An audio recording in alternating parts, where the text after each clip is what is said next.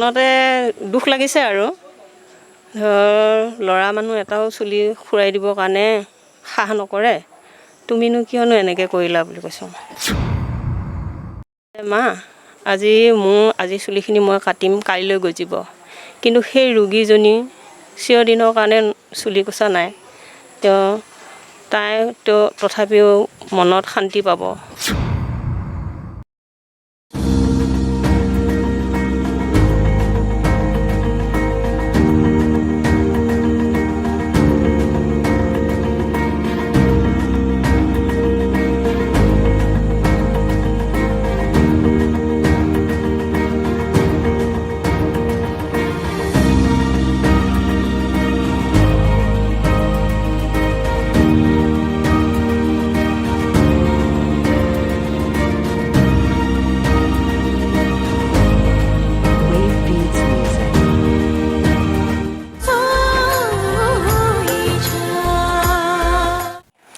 নমস্কাৰ, নিউজ নেষ্টৰ কথা বাৰ্তা অনুষ্ঠানলৈ দৰ্শকসকল আপোনালোক সকলোকে আমি স্বাগতম জনাইছোঁ। বিশেষ কিছুমান ব্যক্তিৰ যি আচলতে ব্যক্তিত্ব বা বিশেষ কিছুমান যি ব্যক্তিৰ কৰ্মই সমাজৰ আন 10জনৰ কাৰণে অনুপ্ৰেৰণাৰ আচলতে উৎস হয়, সেই বিচাৰি উলিওৱাটোৱেই আছিল আমাৰ কথা বাৰ্তা অনুষ্ঠানৰ এক প্ৰয়াস। আৰু আজিৰ এই কথা বাৰ্তা অনুষ্ঠানত আমি এগৰাকী বিশেষ ছোৱালী আৰু বিশেষ ছাত্ৰী বুলি ক'লেও ভুল নহ'ব, বিশেষ ছাত্ৰী, সেই ছাত্ৰীগৰাকীক আমি আজিৰ অতিথি কৰি বাছনি কৰি লৈছিলোঁ। আৰু তাৰ গুৰিত কিছুমান কাৰণ আছিল যদিও এটা বিশেষ কাৰণৰ কাৰণে এই ছাত্ৰীগৰাকীক আজি আমাৰ কথা বাৰ্তা অনুষ্ঠানৰ অতিথি হিচাপে আমি বাছনি কৰিছোঁ আৰু আহিছোঁ সেই ছাত্ৰীগৰাকীৰ ওচৰলৈ। কি এনেকুৱা বিশেষ কাম আচলতে তেখেতে কৰিলে, কি এনেকুৱা বিশেষ কামৰ কাৰণে সংবাদ শিৰোনামাৰ তেখেতে স্থান দখল কৰিলে, কি এনে বিশেষ কামৰ কাৰণে তেওঁ আজি সকলোৰে চিৰপৰিচিত এগৰাকী ছোৱালী হিচাপে আচলতে জিলিকি উঠিল। আৰু আহিছোঁ মই পোনে পোনে সেই ছাত্ৰীগৰাকীৰ ওচৰলৈ, আৰু ছাত্ৰীগৰাকীৰ নাম নিভিয়া কোঁৱৰ। তোমাক আমাৰ এই অনুষ্ঠানত স্বাগতম জনাইছোঁ। হয়, নমস্কাৰ। পোনপ্ৰথমে মই আপোনালোকলৈ ধন্যবাদ জনাইছোঁ এই অনুষ্ঠানত ভাগ লোৱাৰ সুযোগকণ দিয়াৰ কাৰণে। যি ত্যাগ বিভিন্ন ধৰণে হ'ব পাৰে। কোনোবাই সেই ত্যাগৰ বাবেই কোনোবাই যদি ঘৰ ত্যাগ কৰিছে, কোনোবাই নিজৰ পৰিয়ালো ত্যাগ কৰিছে, কোনোবাই আকৌ নিজৰ জীৱনকো ত্যাগ কৰিছে। কিন্তু আজি এনে এটা ত্যাগৰ কথা আজি আমি ক'বলৈ গৈ আছোঁ, যি ত্যাগত সেই ব্যক্তিজনে বা যি ব্যক্তিগৰাকীয়ে সেই ত্যাগৰ মূল্য বুজি কিছুমান কিছু বিশেষ বস্তু, যি শৰীৰৰ অংগ হ'ব পাৰে, শৰীৰৰ সৌন্দৰ্য বৰ্ধনৰ একোটা আমি যদি চাওঁ, একোটা আচলতে সেইটো অংগ বুলি ক'লেও ভুল নহয়, হ'ব পাৰে, সেই অংগকো তেওঁলোকে ত্যাগ কৰিছে। আৰু সেই ত্যাগ কৰা এগৰাকী বিশেষ ছোৱালী এই নিভিয়া কোঁৱৰ। কি ত্যাগ কৰিছে আৰু কিয় কৰিছে, পোনে পোনে আমি সেই নিভিয়া কোঁৱৰৰ পৰা জানিবৰ চেষ্টা কৰিছোঁ। তুমি ছোৱালী এগৰাকী আৰু ছাত্ৰী। হয়। এটা বিশেষ কাৰণৰ কাৰণে আজি আমি তোমাৰ ওচৰত আমি উপস্থিত হৈছোঁ, আৰু সেই কাৰণটো হৈছে যে তুমি কেঞ্চাৰ পেচেণ্টৰ কাৰণে নিজৰ যি সৌন্দৰ্যৰ আচলতে আহিলা বুলি ক'লেও ভুল নহয়, চুলিখিনি ডনেট কৰিছা। হয়। কিয় তেনেকৈ এটা তুমি বাছি ল'লা যে এই কামটোকে মই কৰিম, কিয় বাছি ল'লা? হয়, কেতিয়া কৰিলা? হয়, মই এইটো কৰিছোঁ জুনৰ 23 কৰিছোঁ আচলতে, কিন্তু বস্তুটো মানে দি পঠিওৱা তাত পাইছেগৈ 28। মানে যিহেতু বস্তুটো মুম্বাই NGOত দিছোঁ, তো ইমান দিন লাগি গৈছে। আৰু কিয় কৰিছোঁ মানে আমিতো এতিয়া ষ্টুডেণ্ট হয়, এনেকৈ মানে পইচা পাতি নাথাকে, আমিহে ঘৰৰ পৰা ল'ব লগা হয়। কিন্তু সেইকাৰণে আমি কৰোঁ বুলিলেও মানুহক একো সহায় কৰিব নোৱাৰোঁ। কিন্তু এইটো মানে এটা হেয়াৰ ডনেশ্যনটো মানে চুলি দান কৰাটো এনেকুৱা এটা কাম যিটো আমি একো মানে খৰচ কৰিব নালাগে। তো সেইকাৰণে ভাবিলোঁ কি কৰিব পৰা যায়, তেনেকৈ ভাবিলোঁ হেয়াৰটো ডনেট কৰিব পৰা যায়, যিটো আমি ফ্ৰীকৈ কৰিব পাৰোঁ, একো পইচাও নালাগে। আৰু বহুত দিনৰ পৰা আচলতে ভাবি থকা হৈছিলে এইটো কাম কৰিবলৈ, কিন্তু সময় নাই, সুবিধা নাই। তাৰপাছত এনেকৈ কলেজ থাকে, ক্লাছ থাকে, তেনেকৈ ভাবি থাকোঁ যদিও মানে কৰিবৰ কাৰণে সুবিধা পোৱা নাযায়। কিন্তু এতিয়াতো লকডাউন হৈ গ'ল, সেইকাৰণে এতিয়া ঘৰত আছিল আৰু চুলিও যথেষ্ট দীঘল হৈছিল। তো ভাবিলোঁ এইটোৱে সঠিক সময় যে কামটো কৰিব পাৰোঁ, তো সেইকাৰণে কৰিলোঁ। লকডাউনৰ সময়ত যি আচলতে সঠিক সিদ্ধান্ত কিছুমানে লৈছে। আমি যদি চাব যাওঁ, লকডাউনে বহু মানুহক জীৱিকাৰ পথ উলিয়াই দিছে। লকডাউনে বহু মানুহক সংবাদ শিৰোনামাৰ আচলতে স্থান দখল কৰাবলৈ সক্ষম হৈছে। লকডাউনে বিভিন্ন মানুহক বিভিন্ন শিতানত বঁটা পাবলৈ সক্ষম কৰাইছে। আৰু তাৰে ভিতৰতে এইগৰাকী যি নিভিয়া কোঁৱৰ, তেওঁৰ চুলিকোছা কেঞ্চাৰ পেচেণ্টৰ কাৰণে ডনেশ্যন কৰিলে বা দান কৰিলে। কি মহৎ এটা কাম! এটা যি ছোৱালী মানুহৰ সৌন্দৰ্যৰ আহিলা বুলিও আচলতে কোৱা যায়, সেই আহিলাটোক তেওঁ ত্যাগ কৰিছে। তাতকৈ আৰু ডাঙৰ কথা একো হ'ব নোৱাৰে। আহিছোঁ অইন এটি প্ৰশ্নলৈকে। চুলিখিনি যেতিয়া তুমি ডনেট কৰিলা, তুমি দান কৰিলা NGOটোত, হয় তাততো কিছুমান ক্ৰাইটেৰিয়া আছে হয় যে চুলিখিনি কিমান দীঘল হ'ব হয় হয় লাগিব হয় বা চুলিখিনি কেনেকুৱা হ'ব লাগিব। হয়। চ' সেই বস্তুখিনি তোমাৰ তাত মানে কেনেকৈ তুমি বিচাৰি উলিয়ালা? মই আচলতে এনেকৈ গুৱাহাটী বা তেনেকুৱা অলপ চিনাকি মানুহ দিব পাৰি নেকি চাইছিলোঁ গুগলত, বা এনেকুৱা লগৰবোৰকো সুধিছিলোঁ, কিন্তু তেনেকুৱা মানে একো লিংক পোৱা নাছিলোঁ। তো গুগলত ছাৰ্চ কৰিলোঁ, তাত 3-4টামান প্ৰায় NGO আছিলে, কিন্তু চবতে মানে চুলিৰ দৈৰ্ঘ্যটো বেলেগ বেলেগ। কিছুমানত 16 ইঞ্চ লাগে, কিছুমানত 18 ইঞ্চ লাগে, কিছুমানত 12 ইঞ্চি লাগে। আৰু মোৰ মানে আগৰ পৰাই চুলি চুটি আছিলে। তো এতিয়া লকডাউনত যিখিনি দীঘল হ'ল সেইখিনি প্ৰায় 13 ইঞ্চমান বা 13.5 তেনেকুৱা হ'ব। তাৰপাছত যিটো মই দিছোঁ কপ উইথ কেঞ্চাৰত, আৰু তাত চুলিৰ দৈৰ্ঘ্য লাগিছিল মানে 12 ইঞ্চ, অতি কমেও 12 ইঞ্চ। আৰু মোৰখিনি যিহেতু 13 ইঞ্চমান আছিলে, সেইকাৰণে মই ভাবিলোঁ তাতে দিয়াটো ঠিক হ'ব, আৰু তাত দিলেহে কামত আহিব। মানে তেওঁলোকে যিমানখিনি দিব দিয়ে তাতকৈ যদি অকণমানো কম হয়, তেতিয়াহ'লে তেওঁলোকৰ মানে একো কামত নাহে। তো সেইকাৰণে আৰু মোৰ চুলি যিহেতু চুটিটো, মই সেইকাৰণে গোটেইখিনি খুৰাই দিবলগীয়া হ'ল সেই দীঘলটোৰ কাৰণে মানে। কি কৰে সেই চুলিখিনি লৈ, কি কৰে? হয়, তেওঁলোকে চুলিখিনি আচলতে অকল এজন মানুহৰ নহয়, 2-3জন মানুহৰ লাগে। মানে প্ৰায় 250 গ্ৰামৰ পৰা 300 গ্ৰাম লাগে এটা উইগ বনাবলৈ। আৰু আমি যিখিনি চুলি ডনেট কৰোঁ, তেওঁলোকে সেইখিনি উইগ বনাই, মানে টুপি বনাই পিনে যিখিনি দুখীয়া কেঞ্চাৰ পেচেণ্ট আছে তেওঁলোকক মানে ফ্ৰীকৈ প্ৰভাইড কৰে, মানে দিয়ে তেওঁলোকক ফ্ৰীকৈ। সেইটোৱে আৰু। কেনেকুৱা ফিল হৈছে তোমাৰ ডনেশ্যন দি পেলাই চুলি? ভাল লাগিছে, কিবা এটা সৰুকৈ মানে হ'লেও সহায় কৰিব পাৰিছোঁ। বহুত ডাঙৰ নহয়, কিন্তু সৰুকৈ হ'ল। এনেকৈ সকলোৱে যদি এনেকৈ এটা সৰু সৰু মানে সহায় কৰে, তেতিয়াহে মানে চবৰে সহায় হ'ব। তো ভাল। আৰু আকৌ যদি কোনোবাই কৰিব বিচাৰে, ভাল কথা কৰিব পাৰে। এই নিউজটোৰ যোগেদি কোনোবাই অনুপ্ৰাণিতও হ'ব পাৰে, আৰু বিচাৰো কোনোবাই কৰক। বহুতেতো এইবোৰ কথা নাজানে, মানে তেওঁলোকে এনেই কাটি কাটি পেলাই দিয়ে চুলিবোৰ। তো কাৰোবাৰ যদি কামত আহে সেইটো ভাল কথা, তাকে আশা কৰিছোঁ। তুমি থকা ঠাইখিনিৰ নাম কি? মই থকা ঠাইখিনিৰ নাম শিলচাং হয়। হয়। শিলচাঙৰ এইগৰাকী ছাত্ৰী, আৰু এই ছাত্ৰীগৰাকী ডিমৰীয়াৰ অগ্ৰণী শিক্ষা প্ৰতিষ্ঠান, উচ্চ শিক্ষাৰ প্ৰতিষ্ঠান ডিমৰীয়া মহাবিদ্যালয়ত জিঅ'লজি আছিল, জিঅ'লজি ডিপাৰ্টমেণ্টৰ এগৰাকী ছাত্ৰী আছিল। আৰু সেই ছাত্ৰীগৰাকীৰ যি আজি কেঞ্চাৰ যি ৰোগী, সেই ৰোগীখিনিৰ কাৰণে যি মহানুভৱতা, যি ত্যাগ, যি দান, সেই দান সঁচাই আচলতে এক অনুপ্ৰেৰণাৰ উৎস। আৰু আমি এটা কথা সঠিককৈ আচলতে জানি লোৱাটো দৰকাৰ, যে যেনেকৈ এই নিভিয়া কোঁৱৰে ক'লে যে মই যিহেতু ছাত্ৰী, মোৰ একো ইনকাম নাই, তথাপিতো মই কিবা এটা কৰাৰ হেঁপাহ মোৰ মনত আছিল। আৰু সেই হেঁপাহৰ আচলতে এটা ফল, সেই ফলটোৱে হৈছে মোৰ যি সুন্দৰ চুলিকোছা। মই সেইসকল ৰোগীৰ কাৰণে, যিসকলে নিজৰ সমস্ত হেৰুৱাই, যি ৰোগত, যি দুৰাৰোগ্য ৰোগত সমস্ত হেৰুৱাই, সেই ৰোগীৰ কাৰণে তেওঁ এই চুলিখিনি আচলতে দান কৰিলে। আৰু এয়া আছিল আমাৰ কথা বাৰ্তাৰ যি আচলতে কথোপকথন। কিন্তু আমি তেখেতৰ মাতৃৰ কিছু ভাষ্য ল'বলৈ আচলতে চেষ্টা কৰিম, যে মাকৰ কাৰণে ছোৱালী এজনীৰ প্ৰতিটো সৌন্দৰ্যৰ দিশ আচলতে অতি গুৰুত্বপূৰ্ণ।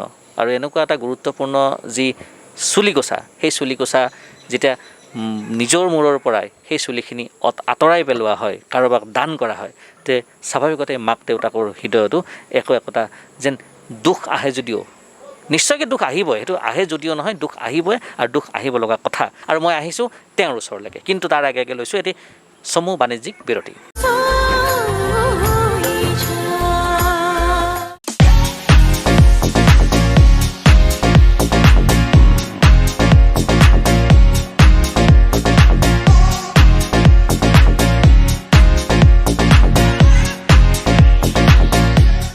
Emax Beauty Academy, #1 institute in India, 4,000 plus branches in entire India, ISO certified organizations, Government of India, Ministry of HRD affiliated, specially for financial weak and rural area students. 100% job guarantee for government and private companies at very low cost. Timings depends on students. High qualified professional trainer. Food and accommodation available. Training will be on saloon or professional saloon.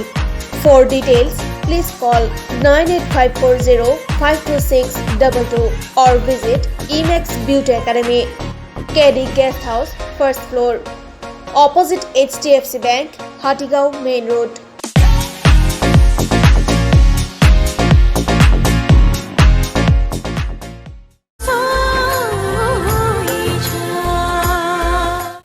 বিৰতিৰ পিছত পুনৰ উভতিছোঁ আমাৰ কথা বতৰা অনুষ্ঠানলৈকে।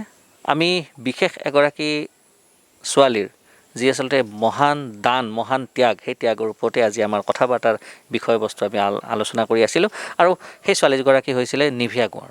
আৰু সেই Nivea কোঁৱৰৰ মাতৃ আজি আমাৰ ওচৰত উপস্থিত আছে আৰু মই আহিছোঁ পোনে পোনে সেই মাতৃগৰাকীৰ ওচৰলৈ। আপোনাক আমাৰ অনুষ্ঠানত স্বাগতম জনাইছোঁ। নমস্কাৰ, নিউজ চেনেলৰ কাৰণে ধন্যবাদ। আপোনাৰ ছোৱালীয়ে এটি মহৎ কাম কৰিছে হয় আৰু সেই মহৎ কামটো এনেকুৱা এটা আচলতে কাম, আমি যদি চাব যাওঁ যে নিজৰ চুলিকোছা, যি ছোৱালী মানুহৰ সৌন্দৰ্যৰ প্ৰধান আহিলা, হয় সেই চুলিকোছাকেই দান কৰিছে। কেনে লাগিছে আপোনাৰ মনটো? মানে প্ৰথমতে চুলি এমাহৰ আগতে কৈছিলে তাই সেই মই চুলিখিনি দান দিম বুলি। মই আৰু মিছা কৈ আছে বুলি এনেই ধেমালি কৰিছে নেকি, কাটি দিবা দে বুলি ক'লোঁ। পিছত সেই এমাহৰ পিছত আহি যে চিলনৰ ল'ৰাটো আহে, তাৰপিছত কৈছে যে এনেকৈ তেনেকৈ কাটিম বুলি। পিছত মানে মনতে দুখ লাগিছে আৰু ধৰ ল'ৰা মানুহ এটাও চুলি খুৰাই দিবৰ কাৰণে সাহ নকৰে, তুমিনো কিয়নো এনেকৈ কৰিলা বুলি কৈছোঁ। পিছত মানে তাই ক'লে যে মা, আজি চুলিখিনি মই কাটিম, কাইলৈ গজিব, কিন্তু সেই ৰোগীজনী চিৰদিনৰ কাৰণে চুলি কোচা নাই, তাই তথাপিও মনত শান্তি পাব, সেইকাৰণে মই দিছোঁ দে, বেয়া নাপাবা বুলি ক'লে আৰু। তাৰপিছত তেনেকৈ কৰি মানে মনত বেয়া লাগি থাকিলে। দুদিনৰ পিছত মানে তাই মোবাইলত কৈছে আৰু মানে গাঁৱৰ ৰাইজে বা বেলেগ মানুহবিলাকো, তাৰ বন্ধুবিলাকো কৈছে যে তুমি যে ইমান এটা কাম কৰিলা, ইমান ভাল লাগিছে, ছোৱালী মানুহৰ চুলি কোচাই সৌন্দৰ্য, তুমি তাকেই দান কৰিলা বুলি এনেকুৱাকৈ পাই কথাবিলাক শুনি মানে পিছত মানে মোৰো মানে বহুত ভাল লাগিছে মানে আৰু মানে ছোৱালীজনীক লৈ মানে গৌৰৱ অনুভৱ কৰা নিচিনা মানে মনত হৈছে, ভাল লাগিছে। আৰু দেউতাইকো কৈছে এইটো ভাল কামেই কৰিছে বুলি পেলাই তেনেকৈ কৈছে আৰু। আপুনি সুখী? মই সুখী এতিয়া, তাইৰ কামত বহুত সুখী। কিন্তু এটা ঠিক যে সেই যে আপোনাৰ যি আচলতে হৃদয়দি ক'লে যে সেই যিখিনি ৰোগী, সেই ৰোগীখিনিয়ে আচলতে তাইৰ চুলি কোচাৰে যদি সুবিধা হয়, অতি ডাঙৰ কথা এটা আপুনি কৈছে, হয়নে নহয়? আপুনি ছোৱালীজনীৰ, মই আকৌ সুধিছোঁ, কিমান সুখী ছোৱালীজনীৰ এই কামক লৈ? ছোৱালীজনী কামত লৈ মানে বহুত সুখী আৰু ভাল পাইছোঁ। তাৰপৰা তাই লগৰীবোৰে তাইক লাইফ টাইম কিবা কিবি দি থাকে, মই বুজিও নাপাওঁ ভালকৈ, তথাপি সেইবোৰ পাই মানে তাইক কয় মানে নিবিয়া, তোমাৰচোন ফোন খুলিবই নোৱাৰি, সকলোতে তোমাৰে কথাবোৰ ওলাই থাকে বুলি কৈ আহি পেলাই কয় মানে খুৰী ভাল কামেই কৰিলে দে। তেতিয়া মানে আমি মানে বহুত সুখী আৰু বহুত ভাল পাইছোঁ আৰু। আজিও কেইগৰাকী মানে আহি তাইক সুধিছে, চাইছে চুলি কটা, তাই বহুত ভাল কাম কৰিলা বুলি পেলাই মানে গাঁৱৰ মানুহখিনিও কৈছে। সেইকাৰণে মানে এই ক্ষেত্ৰত সুখী? সুখী, আৰু দেউতাকো সুখী, বহুত ভাল আৰু। এইগৰাকী আছিল সেই নিভিয়া কোঁৱৰৰ মাতৃ। আৰু মাতৃৰ যি কথা যে ছোৱালীজনীৰ চুলি কোচাই সৌন্দৰ্যৰ প্ৰধান আহিলা, কিন্তু তথাপিতো ছোৱালীজনীৰ সেই চুলি কোচা যেতিয়া সেই বিশেষ যি আচলতে ৰোগী, বিশেষ শ্ৰেণীৰ যি ৰোগী, দুৰাৰোগ্য ৰোগী, সেই ৰোগীৰ কাৰণে যেতিয়া দান কৰিলে, ত্যাগ কৰিলে, তাক লৈ পিতৃ মাতৃ সকলো সুখী আজি। আৰু সেইখিনি কথা এগৰাকী মাতৃয়ে নিজৰ ছোৱালীৰ যি কাম, সেই কামক লৈ গৌৰৱ অনুভৱ কৰি আজি ইয়াত প্ৰকাশ কৰিছে। আৰু মই আহিছোঁ এতিয়া নিভিয়া কোঁৱৰৰ ওচৰলৈ, আৰু নিভিয়া কোঁৱৰৰ ওচৰৰ পৰা কেইটামান কথা আমি জানিবৰ চেষ্টা কৰিম। আৰু মই এতিয়া আহিছোঁ নিভিয়া কোঁৱৰৰ ওচৰলৈ, আৰু তাইৰ পৰা আৰু কেইটামান কথা আমি জানিবৰ চেষ্টা কৰিম। হয়, নৱপ্ৰজন্মৰ কাৰণে অতি ডাঙৰ এটা উদাহৰণ তুমি হৈছা। কি ক'বা তুমি, তোমাৰ বাৰ্তা কি থাকিব? কি ক'ম মানে আমাৰ উঠি অহা যি আচলতে হয় যিটো চাম আছে, যিটো হয় নৱপ্ৰজন্ম আছে, কি ক'বা তুমি? এতিয়া চব পিনে মানে কি আৰু গোটেই দেশখন দিনে দিনে তললৈ ডুবিব ধৰিছে আচলতে। তো এজনে আনজনক সহায় কৰাটো বহুত জৰুৰী হয়। অকলে ভালে থাকিলে নহ'ব, নিজৰ লগতে চাৰিও ছাইডৰ সকলোবোৰ বস্তু ভালে থকাটো জৰুৰী। তো আপোনালোকে যাক পাৰে যেনেকৈ পাৰে বহুত সৰু হ'লেও মানে সহায় কৰিবৰ চেষ্টা কৰিব, যাতে নিজৰ লগতে আন 10জনৰো ভাল হয়। মই ইমানেই ক'লোঁ। সেইখিনিয়ে ক'ম। হয় এতিয়া এটা প্ৰশ্নৰে আমি আমাৰ অনুষ্ঠান আজি আমি শেষ কৰিম। হয় যেতিয়া তুমি সেই সিদ্ধান্তটো লৈছিলা, হয় এটা ডাঙৰ সিদ্ধান্ত যে মই চুলিখিনি ত্যাগ কৰিম, হয়নে? হয় সেই সিদ্ধান্ত লোৱাৰ পিছত চুলিখিনি তুমি মানে কাটি পেলালা, হয় তুমি পঠাই দিলা, হয় তাৰপিছত তোমাৰ মনত কেনেকুৱা এটা, যিহেতু এটা গাঁও অঞ্চলত তুমি বাস কৰা, হয় হয় সেই বস্তুটো কেনেকুৱা এটা ফিল হৈছে? আচলতে মই ইমান একো ভবা নাছিলোঁ, মানে কটাটো ইমান হেৰি কৰা নাই বা লাজ চাজৰ তেনেকুৱা কোনো কথা নাই। কিন্তু প্ৰথম যেতিয়া ওলাই গৈছোঁ, যেতিয়া প্ৰশ্নৰ মানে সন্মুখীন হৈছোঁ, সেইটোহে মই আচৰিত পাইছোঁ। মানুহে ইমান মানে সুধিছে যে কিয় কাটিলি, কি হ'ল, কিবা বেমাৰ হৈছে নেকি, বা বহুতেতো কয় ওকণি হৈছে নেকি। আৰু গাঁৱৰ মানুহবোৰক মানে কথাবোৰ বুজাবলৈ খুব টান। মই যদি কওঁ মানে কেঞ্চাৰ পেচেণ্টক দিছোঁ বুলি ক'লে তোৰহে হৈছে নেকি, তেনেকৈ উল্টাকৈ সুধি দিয়ে মানে। তো বুজাবলৈ বহুত কষ্ট হৈছিল মানে। তাৰপাছত মাৰ লগত থাকিলে ভাল, মায়ে বুজাই মেলি কৈ দিয়ে। মই ইমানকৈ বুজাই থাকিবও নোৱাৰোঁ কিছুমানক। আৰু যদি মই কওঁ এনেই কাটি দিলোঁ বুলি কওঁ, সেইটো ক'লেও তেওঁলোকে নামানে, এনেইতো একো কাৰণ নাথাকে তেনেকুৱা বুলি কয় আৰু। তো প্ৰথমে বহুত প্ৰশ্নৰ সন্মুখীন হ'বলগীয়া হৈছিল। পিছত এনেকৈ চবেই ইজনৰ পৰা সিজনে, সিজনৰ পৰা সিজনে শুনি মানে এতিয়া ঠিক হ'ল আৰু। এতিয়া তোমাৰো ধৰা হয় এতিয়া চুলিখিনি দীঘল কৰাৰ ইচ্ছা আছে নে নাই?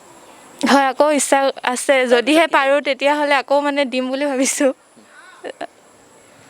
যথেষ্ট এটা ডাঙৰ কথা যে গাঁও অঞ্চলত মই বাস কৰোঁ, বিভিন্ন প্ৰশ্নৰ সন্মুখীন হয়, আচলতে বিভিন্ন প্ৰত্যাহ্বান এইবিলাক হয়। আমাৰ এতিয়াও এনেকুৱা কিছুমান ঠাই আছে, যি ঠাইত যদি সাধাৰণতে এনেধৰণৰ কিছুমান যি আচলতে নহ'ব লগা কাম যদি আমাৰ কৰা যায় আন কাৰোবাৰ সহায়ৰ কাৰণে, সেই কামটোৰ ক্ষেত্ৰত বহুতৰ প্ৰশ্নৰ সন্মুখীন হয়। আৰু সেই একেটাই প্ৰশ্নৰ সন্মুখীন হৈছিল নিভিয়াকৰ। তথাপিতো তাই সুখী, কাৰণ কিয় তাই এই সময়ত সেই সমাজৰ সেই ৰোগীখিনি, যি ৰোগীয়ে আচলতে জীৱনৰ দিক বিদিক হেৰুৱাই পেলাই মৃত্যুৰ ক্ষণ গণে, তেনে ৰোগীৰ কাৰণে তাই যি চুলিকোছা দান কৰিলে, সেয়া সঁচাই মহৎ কাম। আৰু এই মহৎ কামৰ কাৰণে আমিও নিউজ নেষ্টৰ ফালৰ পৰা তাইক শুভেচ্ছা, ধন্যবাদ আৰু শ্ৰদ্ধা জ্ঞাপন কৰিছোঁ। কাৰণ এনে মহৎ কাম যিসকলে কৰে, তেওঁলোকৰ হৃদয় মহান, তেওঁলোকৰ চিন্তা মহান, আৰু সেই মহান চিন্তাক বা মহান যি হৃদয়, তাক আমি সন্মান জনাবই লাগিব। আৰু এইখিনিকেই আলোচনা কৰি আজি আমাৰ এই কথা বাৰ্তা অনুষ্ঠানৰ পৰা মই বিদায় লৈছোঁ।